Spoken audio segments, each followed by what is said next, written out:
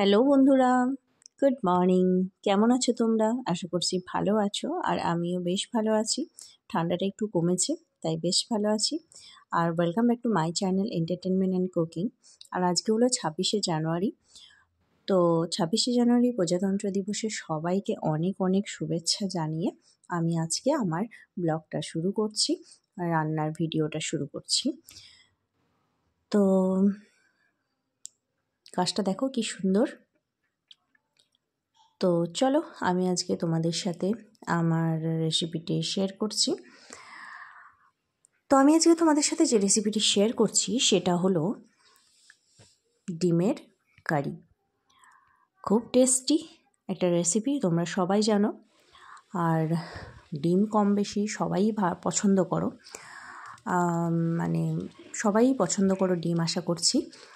মাছ হয়তো অনেকে খেতে চাও না, মাংস হয়তো অনেকে খেতে চাও না, কিন্তু ডিমটা সবাই পছন্দ করো। আর এই ঠান্ডার সময় ডিমটা খুব খাওয়া ভালো।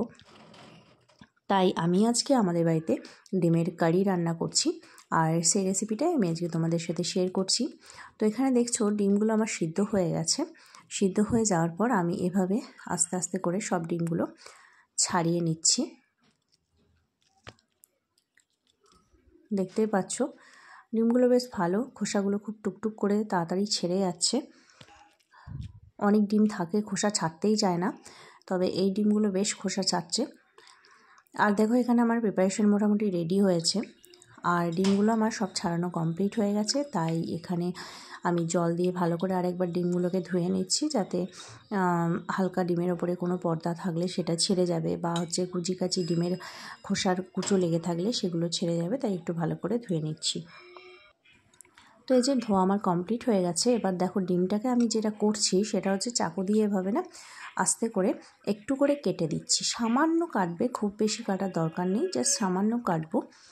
তো এই যে একটু করে কাটা হয়ে গেল। এবার এর মধ্যে আমি দিয়ে দেব নুন। যেগুলো কাটা হয়েছে সেই কাটার ভিতরগুলোতে সামান্য একটু করে নুন ঢুকিয়ে দেব, যাতে কি অনেক সময় গোটা গোটা ডিম তোমরা কখনোই ভাজতে যাবে না। গোটা গোটা ডিম ভাজলে কিন্তু সেটা ফেটে গায়ে চোখে মুখে ছিটকে লাগার সম্ভাবনা থাকে। তার জন্য এভাবে নুন, ডিমটা কেটে তোমরা এভাবে নুন ঢুকিয়ে দেবে প্রথমে। তারপরে দেখো সামান্য পরিমাণে হলুদ দিয়ে দিচ্ছি, দিয়ে ভালো করে ডিমটাকে মাখিয়ে নিচ্ছি।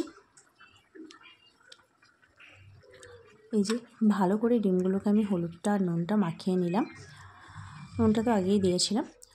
আর এদিকে দেখো কড়াই চাপিয়ে দিয়েছি, তেলটা গরম হয়ে গেছে। এবার আমি আমার নুন হলুদ মাখিয়ে রাখা ডিমগুলো একে একে তেলের মধ্যে ছেড়ে দিচ্ছি। তো এই যে ডিমগুলো একে একে দিয়ে দিলাম। এবার ভালো করে এপিট ওপিট করে ডিমগুলোকে ভেজে নেব।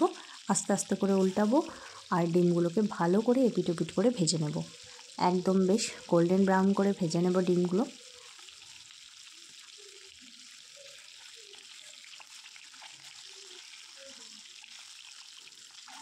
তো এই যে উল্টে পাল্টে ভালো করে এটাকে ভেজে নিচ্ছি।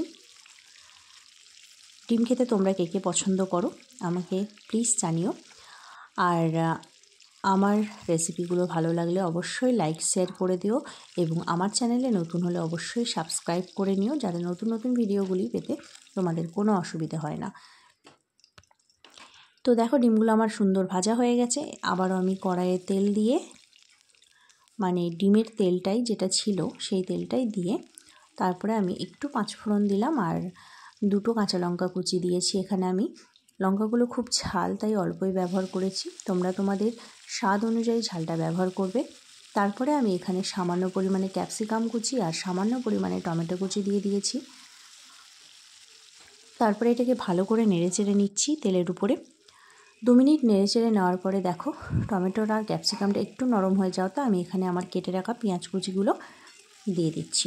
তারপরে আবারও ভালো করে এটাকে নেড়েচেড়ে নিচ্ছি।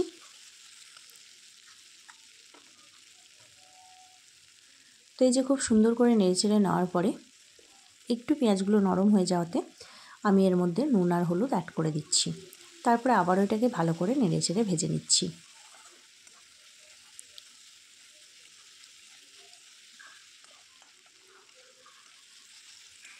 তো 2 মিনিট ধরে এটাকে ভালো করে নেড়েচেড়ে ভেজে নেওয়ার পরে এই দেখো আমার পেঁয়াজগুলো একটু গোল্ডেন ব্রাউন করে ভাজা হয়েছে। আর ক্যাপসিকামগুলো একটু নরম হয়েছে, টমেটোগুলো একটু নরম হয়েছে। এই সময় আমি এখানে এবার আদা রসুন বাটা 1 চামচ মতো অ্যাড করে দিচ্ছি। তারপরে এটাকে ভালো করে নেড়ে চেড়ে নিচ্ছি, ভালো করে কষিয়ে নেব, নাড়তে থাকবো। একটু নেড়ে নেওয়ার পরে তারপরে এর মধ্যে আমি দিলাম জিরে ধনে গুঁড়ো, চা চামচের 1 চামচ জিরে ধনে গুঁড়ো আমি এখানে অ্যাড করলাম। তারপরে ভালো করে আবারও নেড়ে চেড়ে কষিয়ে নিচ্ছি। তো এই যে আবারও 2 মিনিট মতো ভালো করে নেড়ে চেড়ে কষিয়ে নেওয়ার পরে মশলাটা তেল ছেড়ে দিয়েছে, সেই সময় আমি এর মধ্যে জল অ্যাড করে দিলাম। জলটা অ্যাড করে দেওয়ার পর আমি এটাকে একটু ভালো করে নেড়ে চেড়ে নিয়ে জলটাকে একটু ঢাকা দিয়ে দেব, ফুটতে দেব। 3 মিনিট মতো সময় লাগবে। তারপরে দেখো 3 মিনিট পরে আমি ফিরে এসেছি, জলটা আমার পুরো ফুটে গেছে।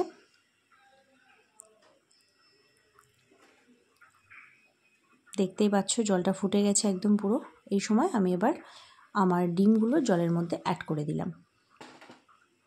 ডিমগুলো আমার ফুটন্ত ঝোলের মধ্যে দিয়ে দেওয়ার পরে একটু নেড়েচেড়ে নিয়ে আমি এটাকে ঢাকা দিয়ে দেব 5 মিনিট মতো। তো এই যে চলো 5 মিনিট পরে আমি আবার ফিরে এসেছি।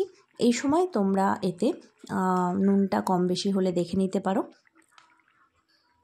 তারপরে আমি এর মধ্যে সামান্য পরিমাণে চিনি অ্যাড করে দেবো। যেহেতু টমেটোটা দেওয়া হয়েছে তাই একটু চিনিটা অ্যাড করলে টেস্টটা সুন্দর আসবে, তাই এখানে চিনিটা অ্যাড করে দিলাম আমি।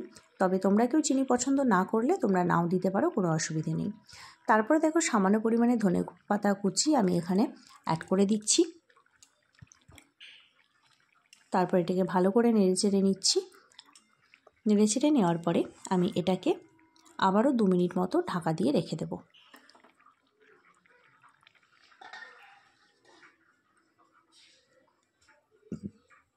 তো এই যে 2 মিনিট পরে আমি আবার চলে এসেছি। দেখো খুব সুন্দর লাগছে দেখতে এবং খেতেও খুবই টেস্টি। খুব সিম্পল একটা রেসিপি, তোমরা বাড়িতে অবশ্যই ট্রাই করো আর আমাকে কমেন্টে জানিও কেমন হয়েছে। তো আমার ডিমের কারিটা রেডি হয়ে গেছে। এবার আমি গ্যাসটা অফ করে দিয়েছি। তারপরে আমি এটাকে একটা জায়গায় ঢেলে নেব। তো পুরো ভিডিওটা অবশ্যই দেখবে তোমরা, স্কিপ না করে। আশা করছি ভালো লাগবে। আবারও একবার বলছি, অবশ্যই আমার চ্যানেলটি লাইক, শেয়ার এবং সাবস্ক্রাইব করে দিও ভিডিওটি ভালো লাগলে অবশ্যই। আর হয়ে গেছে আমার ডিমের কারি।